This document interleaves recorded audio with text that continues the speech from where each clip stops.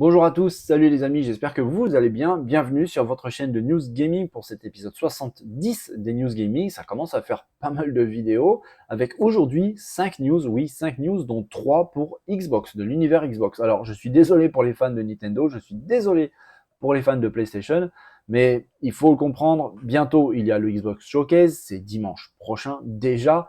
Et à cause de ça, évidemment, l'actu de cette semaine, je pense, en tout cas ça commence dès aujourd'hui, va être assez centré au niveau Xbox. C'était un peu la même chose il y a peu de temps pour le showcase de PlayStation. Cette fois-ci, c'est au tour de Xbox. Ça sera véritablement la même chose pour Nintendo au mois de septembre. Bref, on commence tout de suite l'épisode 70 des News Gaming, les amis. Allez, c'est parti.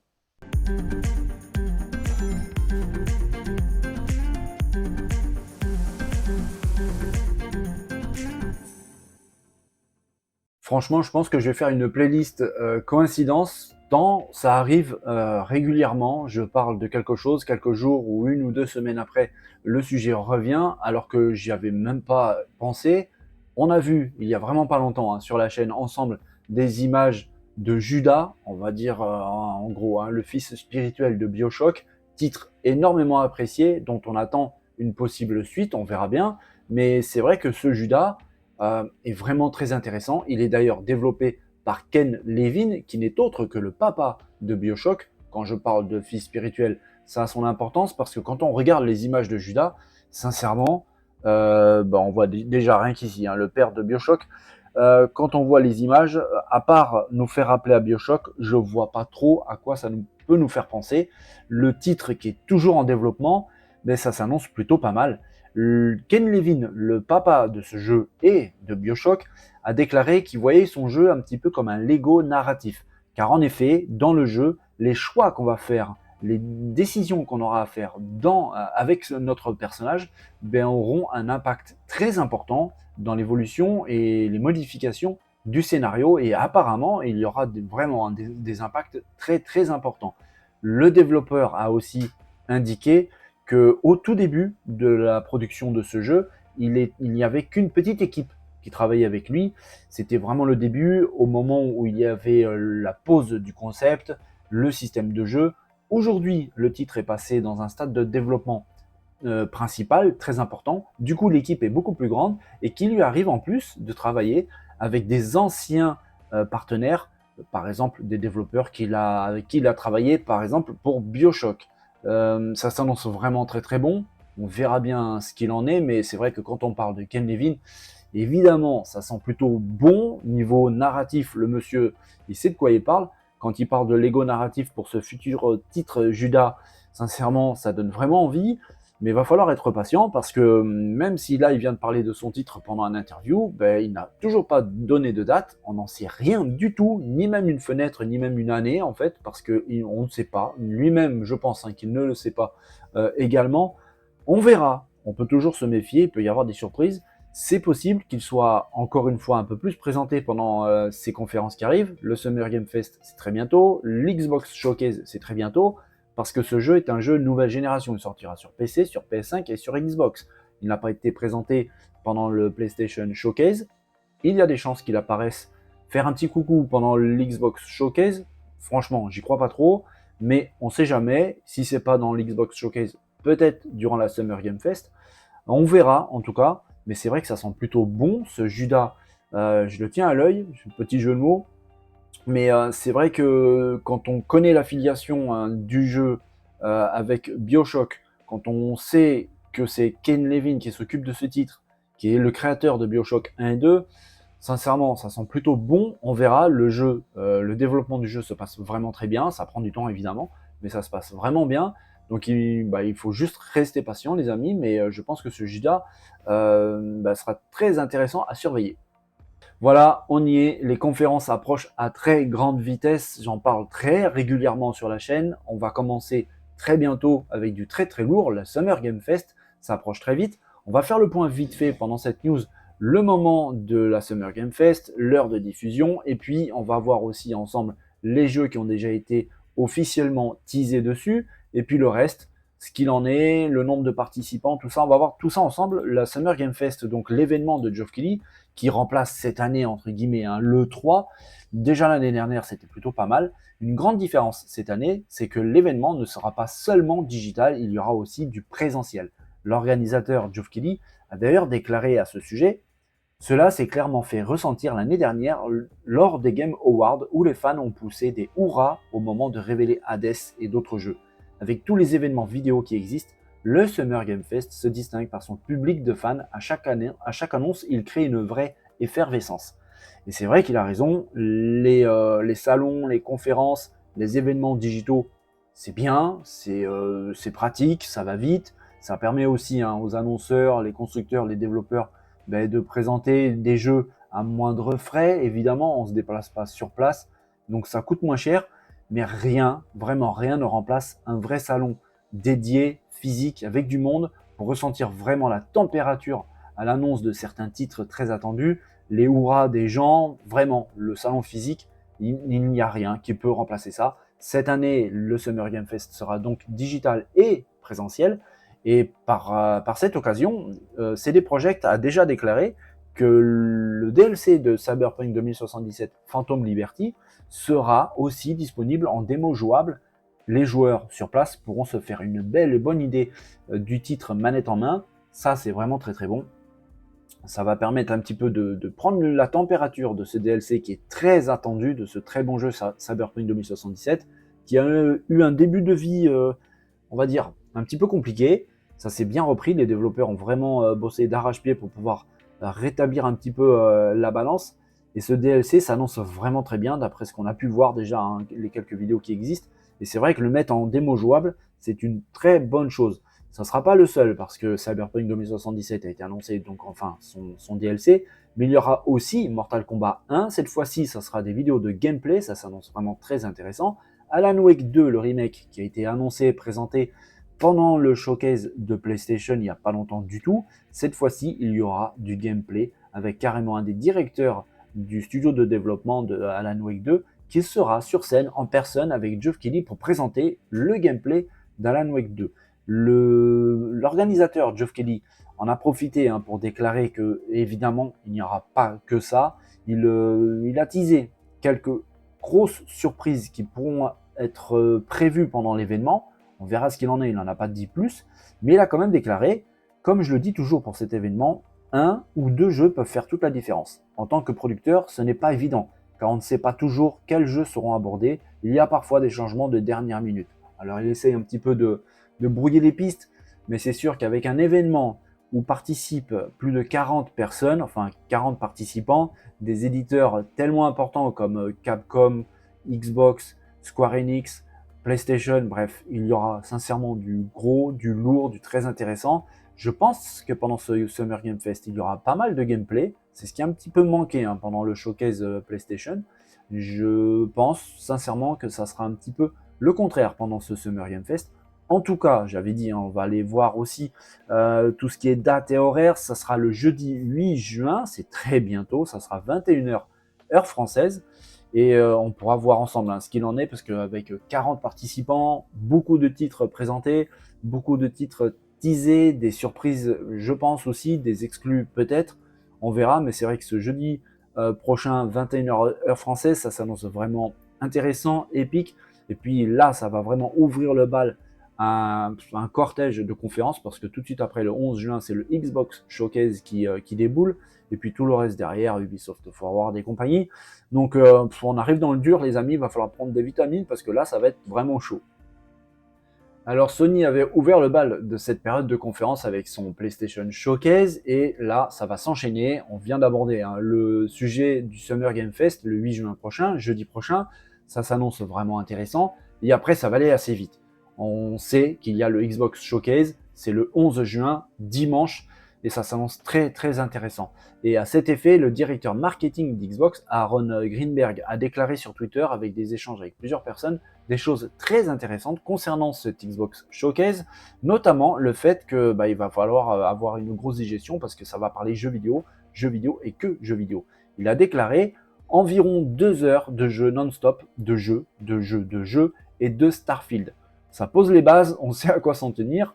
Il n'y aura pas, par exemple, de trailer, d'images, de films ou de séries TV. On sait, par exemple, que la série TV Fallout est en production, mais il n'y aura pas d'images ou de teaser concernant cette série, ni celle-ci, ni aucune autre. Ça sera exclusivement dédié aux jeux vidéo et je trouve que c'est une bonne idée, c'est une bonne chose. Il a déclaré aussi autre chose très intéressante en disant aucun de nos jeux first party de notre showcase n'est une bande-annonce en image de synthèse. Tout est soit une séquence de jeu, soit une séquence in-engine, soit une séquence de jeu avec quelques cinématiques. Chacune de nos bandes-annonces comportera une mention de manière à ce que les fans puissent s'y retrouver. Je pense que cette prise de parole est très intéressante. Déjà, c'est assez transparent. Il dit directement comment ça va se passer, avec les mentions pendant les bandes annonces, comme ça on sait ce qui est présenté et de quelle manière c'est présenté. Ça, c'est une très bonne chose. Ça évite certains problèmes, certaines mauvaises compréhensions.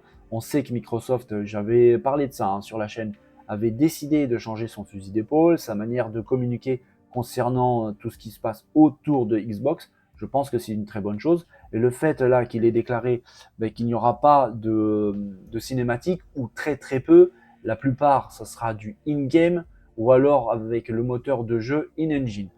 Ça, c'est une très bonne chose. Le gameplay, évidemment, c'est le plus important pour tous les joueurs parce que c'est en fait ça qui parle le mieux. Les séquences cinématiques en image de synthèse, c'est très beau, ça en met plein les yeux, mais parfois ça peut être trompeur et ça ne parle pas au niveau gameplay, c'est vraiment différent. Là, il parle réellement d'images, de vidéos gameplay, c'est vraiment très très bien, mais il parle aussi de séquences in-engine avec le moteur du jeu.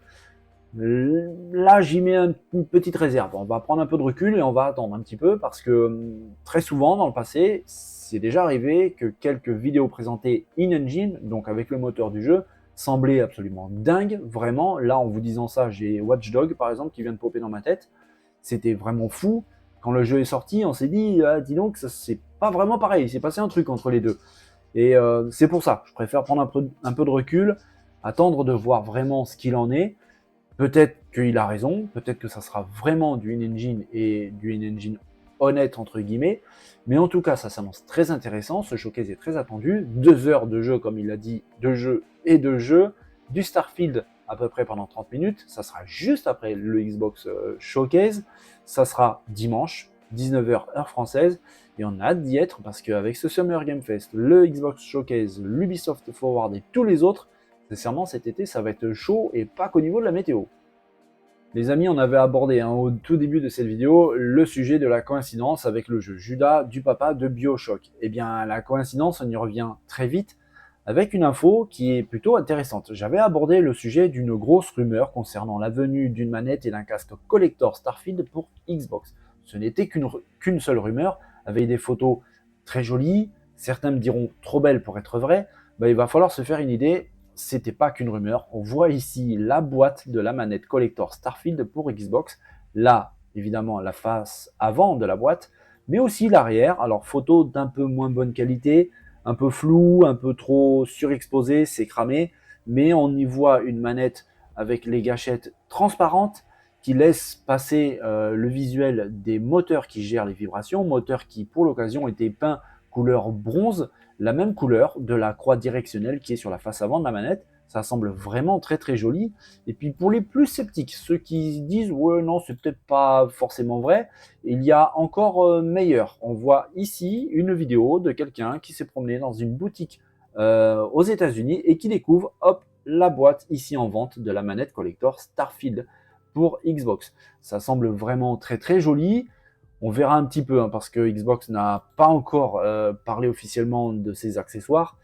Je suis sûr et certain, vraiment, qu'ils vont officialiser tout ça le 11 juin prochain, ce dimanche, pendant le showcase Xbox, parce que juste après, c'est enchaîné avec un Starfield direct, et je suis sûr et certain que cette manette qu'on vient de voir, mais aussi le casque dont je vous ai parlé, vraiment vont faire leur apparition officiellement, avec une date de sortie. Bon, apparemment, c'est déjà en vente aux États-Unis, mais aussi le prix. On verra ce qu'il en est, mais en tout cas, c'était pas une rumeur et ça fait plaisir. Allez, dernière news pour aujourd'hui les amis, avec une news qui en fait n'en est pas vraiment une, mais c'est quand même plutôt amusant, c'est drôle, et puis surtout ça montre vraiment la hype et la pression commencer à monter très sérieusement pour le Xbox Showcase dont on vient tout juste de parler, c'est dimanche prochain. Je vous avais parlé sur la chaîne, dans une vidéo très très récente, du jeu Fable qui risque très fortement d'être présent pendant ce showcase, avec notamment une vidéo, un teasing du compte Twitter officiel d'Xbox, où ils ont montré une vidéo assez énigmatique, où on voyait de la poussière, de la paillette qui était saupoudrée tout le long d'un chemin, et avec une musique qui accompagnait cette vidéo, qui faisait très clairement penser à Fable. Ça avait mis le feu sur Internet. Là, la photo que je vais vous montrer a aussi littéralement enflammé Internet, surtout qu'en plus elle a été postée par le directeur marketing, et puis encore une coïncidence, on vient tout juste de parler de lui, Aaron Greenberg. On y voit ici cette photo, plutôt drôle, plutôt amusante. Et qu'est-ce qu'il y a d'intéressant dans cette photo? C'est que tout en haut, vraiment tout en haut, alors Aaron Greenberg, c'est le monsieur qui est au premier plan ici, hein. Il me copie au niveau de la coupe de cheveux, il va falloir que je règle ça avec lui plus tard, mais ce qu'il y a d'intéressant vraiment à noter sur cette photo, c'est tout en haut, il y a le mot qui est croppé, qui est coupé à la moitié de la lettre A, A, B, L, E, able. Alors, bizarrement, ça vient tout de suite après quelques jours de décalage, après le teasing d'Xbox concernant Fable. Là, il y a cette image qui semble véritablement, qui a été redimensionnée, vraiment, parce qu'en fait, la personne qui est ici, on voit quasiment la moitié de son visage qui a été coupé. Au niveau photo, c'est pas terrible. Et comme par hasard, le redimensionnement, cette coupure vient aussi au moment où il y a le A qui apparaît. Alors, cette vidéo a fait le tour d'Internet à une vitesse hallucinante. Des personnes se sont penchées dessus, ils ont demandé ce qu'il en était. Vraiment, ça a vraiment mis le feu sur Internet, vraiment sur YouTube. Aaron Greenberg a déclaré à ce sujet, c'est exact, il s'agit d'une cafétéria. Parce que oui, en effet, là, en fait, ils sont dans la cafétéria de bureau de Microsoft. Ils allaient tous manger, ou alors ils finissaient de manger. Et il a déclaré en suivant, et je n'ai rien teasé. Ouais. Je préfère que nos fans soient surpris lorsqu'ils regardent l'événement en direct. Mais j'ai l'impression qu'en ce moment, si j'éternue, quelqu'un dira « Le jeu X a été confirmé. Je vous aime tous, j'aime votre passion, continuez comme ça car nous sommes à une semaine de l'événement. » Alors, cette dernière phrase, « Nous sommes à une semaine de l'événement », alors évidemment, il fait référence au Xbox Showcase, mais sincèrement, cette petite photo, il poste rarement des photos en fait, Aaron Greenberg. Cette photo avec ce doigt levé vers le haut, cette photo qui a été redimensionnée pour faire apparaître Able. Alors j'imagine que là c'est peut-être le stand des légumes, donc vegetable, mais il a utilisé la fin du mot vegetable pour teaser Fable. Je suis presque sûr et certain, c'est vraiment typique du monsieur, c'est typique en plus de la manière de communiquer de Microsoft. Le président d'Xbox, le boss d'Xbox, Phil Spencer, c'est tout à fait son style de procéder également. Là, cette photo est plutôt amusante, il a l'air vraiment de bien s'amuser. On en saura plus de toute façon, parce que le Xbox Showcase arrive à grande vitesse, c'est le dimanche prochain. Mais c'est vrai que ce teasing d'Xbox pour Fable, avec cette poussière d'étoiles, avec cette musique, là maintenant, cette photo d'Aaron Greenberg qui montre comme par hasard le mot croppé, redimensionné Able, donc avec un F devant, ça fait Fable, et c'est clair et net. Je trouve toutes ces coïncidences un petit peu étranges, juste au moment en plus, à même pas une semaine du showcase d'Xbox. Bref, on verra ce qu'il en est. C'était quand même assez drôle, j'avais envie de faire de vous partager ça avec vous, et ça montre véritablement que la pression est en train de monter, que tout ça est en train de se mettre en place, et je suis sûr et certain qu'entre aujourd'hui et dimanche, on va avoir encore d'autres teasings, d'autres petites choses croustillantes à apparaître sur les réseaux sociaux, sur Internet, sur YouTube. On a hâte, et ça s'annonce vraiment très très bon. Bien voilà les amis, on arrive bientôt à la fin de cet épisode 70 des News Gaming, où on sent vraiment que ça commence à monter très sérieusement, toute cette hype, toute cette excitation.